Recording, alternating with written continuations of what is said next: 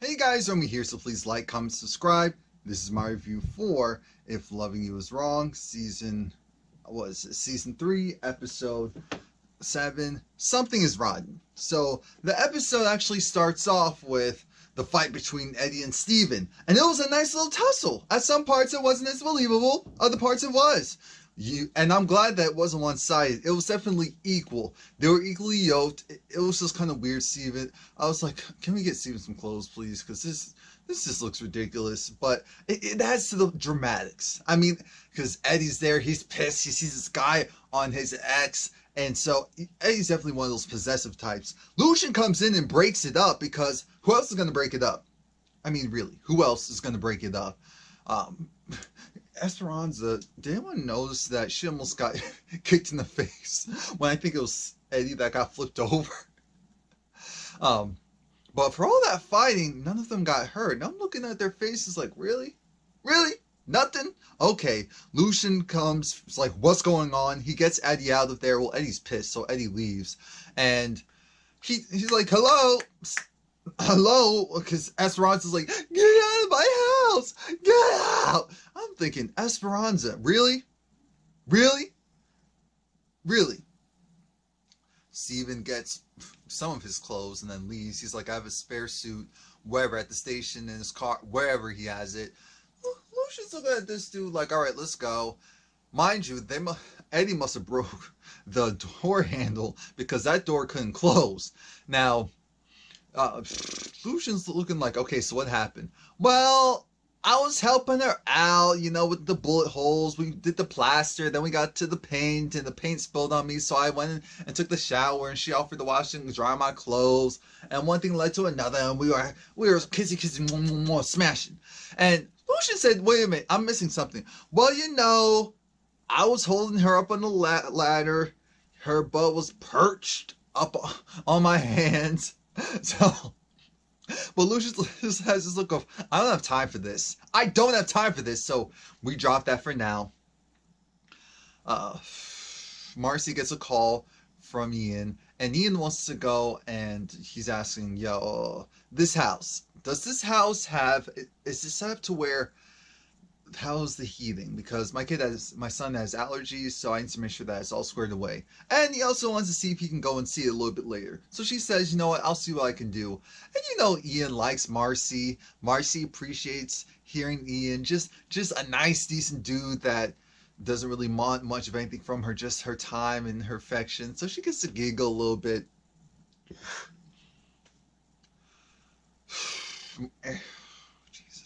Alex comes downstairs and Brad has a drink ready for her. And this is where we get to the crux of her lies, because Alex isn't done. Alex isn't done with any of the shenanigans. Brad's like, yo, so how was everything? Oh yeah, the baby had a nice checkup. Brad says, no, I'm happy for all of that. But what happened? What did the doctor say? Did she say that she did or she didn't? Alex lies and says, yeah, she switched it. She did? Yeah, I know it sounds crazy, but she did. Wow, wait, really? Are you sure? Yeah, she did it. I mean, look at him. So that was the case. She said she did it. She wanted to help me out. She wanted to help a friend out. And they're just like, oh, wow, that's great. I mean, now we can just go and let the bygones be bygones. I said, nope, that's not in your cards, sweetie. It really isn't. And it wasn't, because we see that the recorder is still going. And when I say the recorder, I mean Randall's camera. It's still active because it's probably has like a backup battery as well as it being wireless. Once Randall checks the tapes, he's going to find out that Alex, because Alex put a lie on top of a lie. So that's going to be a complete another mess when that comes out. Until then, speaking of coming out, now, Natalie is talking to Kelly. Natalie is just trying to reassure Kelly that, look, we're going to go and figure this out. Kelly's over it because she's just pissed. Her son is now really affected by what Travis did, and she doesn't know what she's going to do. This man, he needs to be stopped, and Natalie's just trying to keep her calm. They're also trying to figure out the situation with the gun, and that, yeah, she's definitely going to make sure that she has better gun control next time. In comes her lawyer. And they asked the lawyer about the gun. The cops did take it for evidence, and there's the serial number. So Natalie was excited, so she said, oh, okay. She goes and runs outside and talks to Lucian. And Lucian is trying to tell her, look, just because it has a serial number, dummy, doesn't mean that it's legal. The gun could have been stolen. Duh! Duh! And now Natalie's a little freaked out, but as of now, she doesn't know if that's the case. She goes to someone's house, we don't know where, but she walks out of the frame. And then we see that she goes to Alex and Brad's house. Brad lets her in, like, oh, hey, what's good? Hi. Oh, yeah, I need to talk to your wife. Yeah. So what's this whole thing of Lucian being your baby daddy? Because we need to dead that right now. We need to dead that right now. Like, right now. Just tell me what's going on. Alex said, you know what? I am so sorry. What happened is, it's just this whole mess.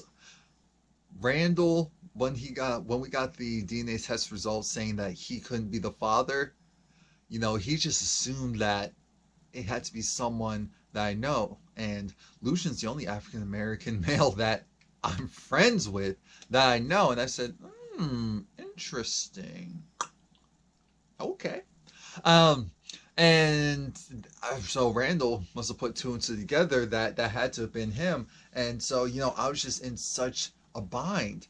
And Natalie's not dumb. She's hearing this story and trying to figure out, that's cute that you're trying to paint this narrative for me, but I'm not accepting it. You have to figure something else out. I ain't with it either. And that's when we get to the crux of it. Brad's super excited because he's like, guess what? Alex's doctor went and switched the results. Yeah, tell her. What, Brad, what are you doing? Shush. No, tell her. Brad was so excited to tell her. Tell her. Yeah, she switched the results to help Alex out because she realized how crazy Randall is. And so then Natalie said, really? Yeah, so that's what's going on now. And yeah, but she needs to stop. No, it's Randall. And I've stopped. Everything's good. Natalie, I promise you. And the baby, it's Randall's. The DNA test was switched. Mind you, that camera is still going off. So all of this information is being processed by that camera, but they don't know that. So then Natalie leaves because she's finally somewhat satisfied, but you know who isn't? Alex. Alex is pissed. Alex is looking at Brad like, so, hey dude, you really trying to put me out there like that?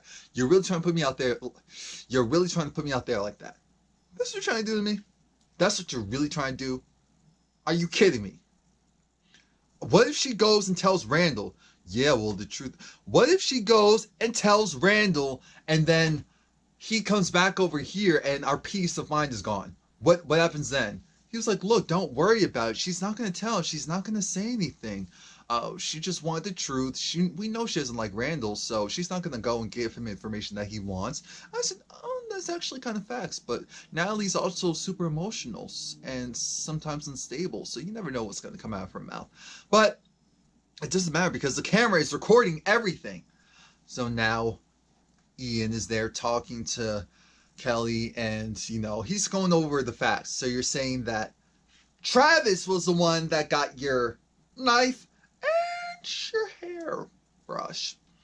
Put it over there at the scene of the crime. And you sure your son didn't do it? I was with Kelly on this. Like, you ask me that one more time and we're going to have a problem. He said, okay, I got it. He's just doing his job, but we know. So Kelly also wants to find out when can I get the gun back. He's saying, it's really shaky because I don't know how this all works, but I'm going to have to go and look into it to see if we can get that gun back sooner rather than later. Because she's like, yeah, I need to go and defend myself. He's looking at her like, do you even know how to shoot a gun? Well, no.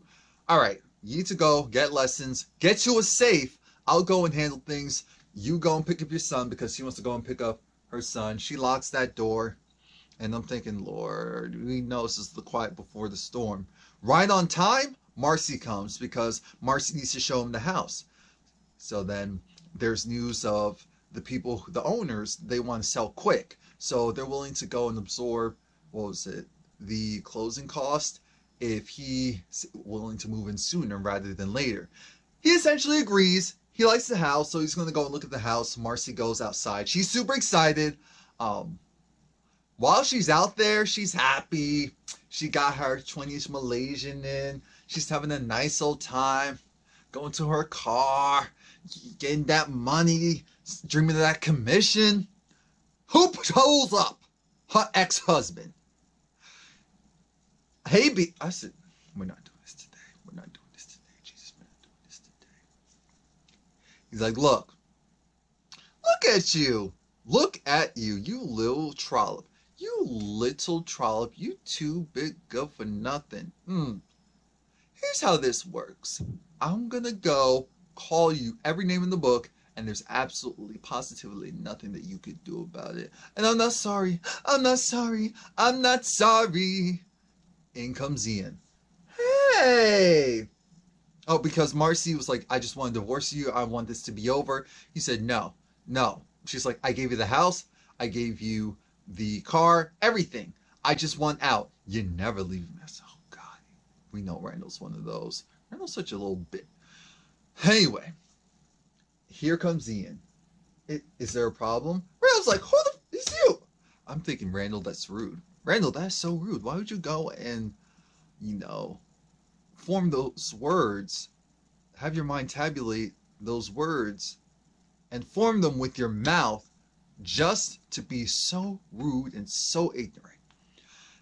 And Marcy's like, don't worry about it. This is so-and-so. It doesn't matter. He was like, hey, oh, so why don't you take her upstairs into the bedroom? Yeah, she'll appreciate that. So then Marcy goes into the house. Ian follows her back in, and Ian was just like, is everything good? Are you okay? Look, that's Randall. It's just a lot. It's just a lot over there. Oh, okay. All right. Cool. But why don't we have dinner? What? Attorney to realtor. Like, this isn't making any sense, but okay. And apparently he's going to pay. Even though she's getting the commission, he's going to pay. He's excited with the house. Then we get this really, really weird scene. Really, really, really weird scene. Randall's actually makes it to his friend Larry. They're going to have drinks, which we knew was going to happen. Larry's talking, yucking up with this couple. And I'm thinking, something about this doesn't look right. Something about this doesn't feel right. I was giving Larry a side eye, like, something's off here. But because he was in that other setting, I was just letting it slide.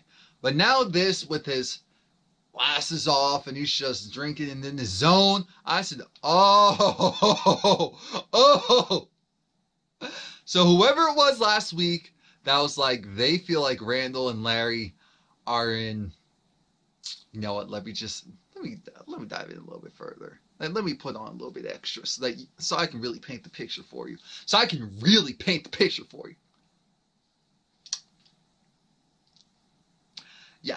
Yeah. So that was it the whole time. It's like,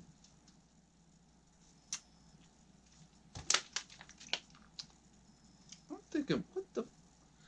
Are you? Oh. Okay. A lot's making sense. Because first, it started off, look, this is going to be like the rest of my review, essentially. First, it started off with Randall was right behind Larry when Larry was talking to that couple. And when I say right behind, I mean, here was Larry in the chair. Here was Randall. I'm like, what the? So that's one. Two, when they're talking, Larry, his wife and kids are out of town, so he wanted to go meet up. Randall, he divulges the fact that, oh, guess what?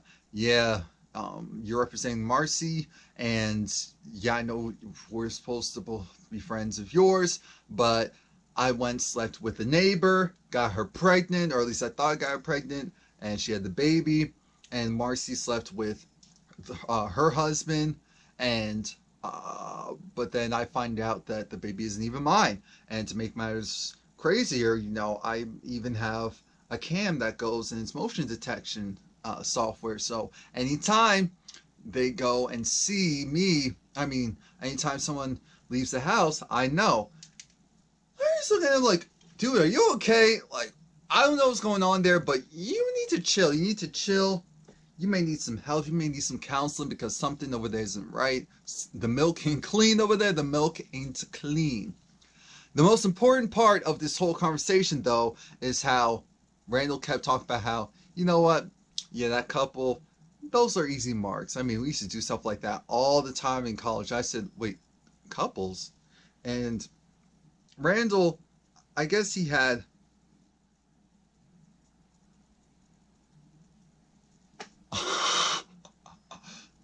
Oh my God. I just had the epiphany. I just figured it. In detail, though. I really do believe that Randall likes women. I want to put that out there. I 100% believe that Randall likes women. That's what his preference is. But Larry, on the other hand, Larry seems like someone that goes with the flow. He's open to anyone who he feels like looks good. And so I think what happened in college was they would go and hit up couples. Larry would take the guy. Randall would take the girl. Every once in a while, they may go and dibble dabble. I don't know if they went and, did some type of scammer and boosting, meaning that go and sleep with these people and steal their stuff. Because I can see that too. Them going, sleeping with these couples, taking their stuff, or breaking up relationships, getting things moving on. Because they talk about, Randall's like, you willingly are representing my ex, even though I have all this information on you, and I didn't say anything. Did you say anything? It was like, no. And Randall essentially was borderline like threatening / blackmailing his so-called friend, like, your wife doesn't know anything. It's like, no, she sure doesn't. Larry did bring up the fact that he was like, oh, the twins are so draining, and we know Randall really wanted to have a kid.